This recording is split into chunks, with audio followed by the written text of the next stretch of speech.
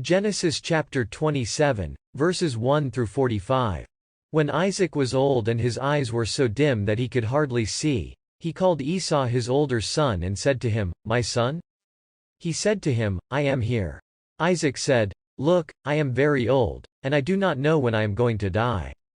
So please take your gear, your quiver, and your bow, and go out to the open country, and get some wild game for me. Make me tasty food, the kind I love, and bring it to me, so that I may eat and I may bless you with all my soul before I die." Rebekah had been listening when Isaac spoke to Esau his son.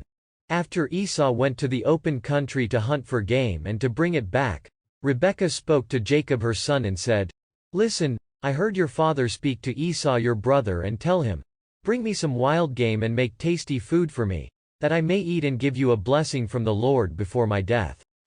Therefore, my son, obey my voice and do what I am commanding you. Go now to the flock, and get me 2 of the best young goats. I will make them into tasty food for your father, the kind he loves. You will bring it to your father, so that he can eat it and bless you before his death." Jacob said to his mother Rebekah, "But Esau my brother is a hairy man, and my skin is smooth. What if my father touches me? I will be exposed to him as a deceiver, and I will bring a curse on myself and not a blessing." His mother said to him, "Let your curse be on me, my son. Just obey my voice, and go get them for me." He went and got them and brought them to his mother. His mother made tasty food, the kind his father loved. Rebekah took the good clothing of Esau, her older son, which was with her in the house, and put it on Jacob, her younger son. She put the skins of the young goats on his hands and forearms and on the smooth part of his neck. She put the tasty food and the bread that she had prepared into the hand of her son Jacob. He came to his father and said, "My father?" He said, "I am here." "Who are you, my son?" Jacob said to his father, "I am Esau your firstborn. I have done what you asked me to do. Please get up, and sit here and eat some of my wild game, so that you may bless me with all your soul."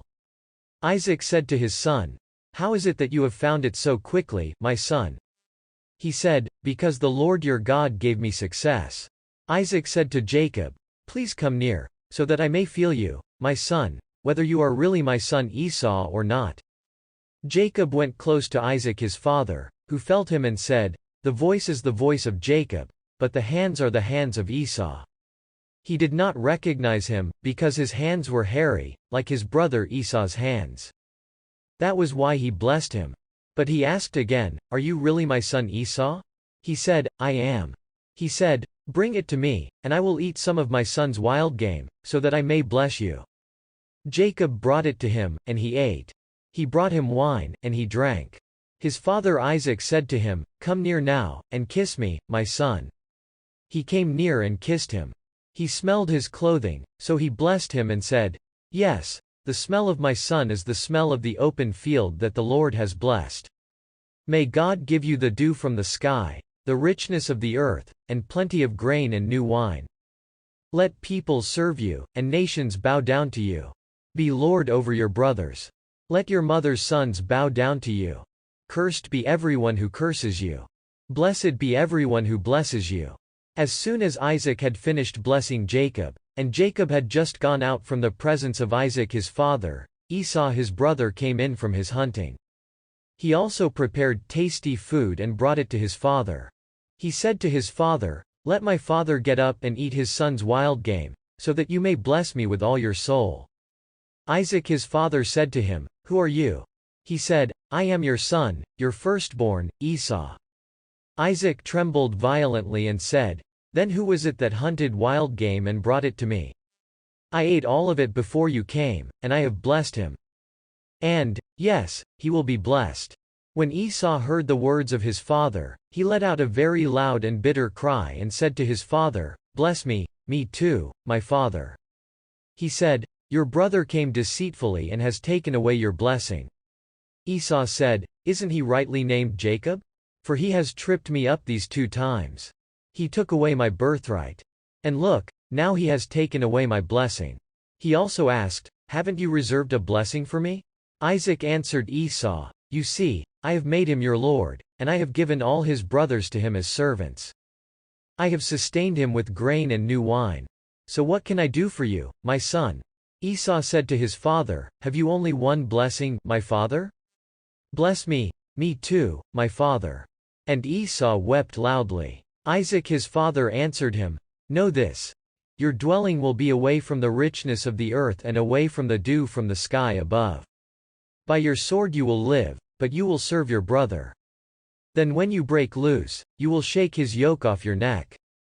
Esau hated Jacob because of the blessing with which his father had blessed him. Esau said in his heart, The days of mourning for my father are at hand. Then I will kill my brother Jacob. The words of Esau, her older son, were told to Rebekah. She sent and called Jacob, her younger son, and said to him, Listen, your brother Esau is consoling himself in regard to you by planning to kill you. Now, therefore, my son, obey my voice. Get up. Flee to Laban, my brother, in Haran. Stay with him a few days, until your brother's fury turns away, until your brother's anger turns away from you, and he forgets what you have done to him. Then I will send for you and get you from there. Why should I be deprived of both of you in one day? Genesis chapter 28, verses 10 through 19. Jacob set out from Beersheba and traveled toward Haran. He came to a certain place and decided to spend the night there, because the sun had set. He took one of the stones from that place, put it under his head, and lay down to sleep in that place. He had a dream in which he saw a stairway set up on the earth with its top reaching to heaven. There were angels of God ascending and descending on it. There at the top stood the Lord, who said, I am the Lord, the God of your father Abraham and the God of Isaac. The land on which you are lying, I give to you and to your descendants. Your descendants will be like the dust of the earth, and you will spread abroad to the west, and to the east, and to the north, and to the south. In you and in your seed all the families of the earth will be blessed. Now, I am with you and will watch over you wherever you go, and I will bring you back again into this land. Indeed, I will not leave you until I have done what I have promised to you. Jacob woke up from his sleep, and he said, Certainly the Lord is in this place, and I was not aware of it. He was afraid and he said, How awe-inspiring is this place! This is nothing other than the house of God, and this is the gate to heaven. Jacob got up early in the morning.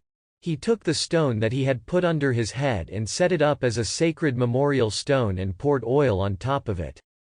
He named that place Bethel. Before this, the name of the city had been Luz.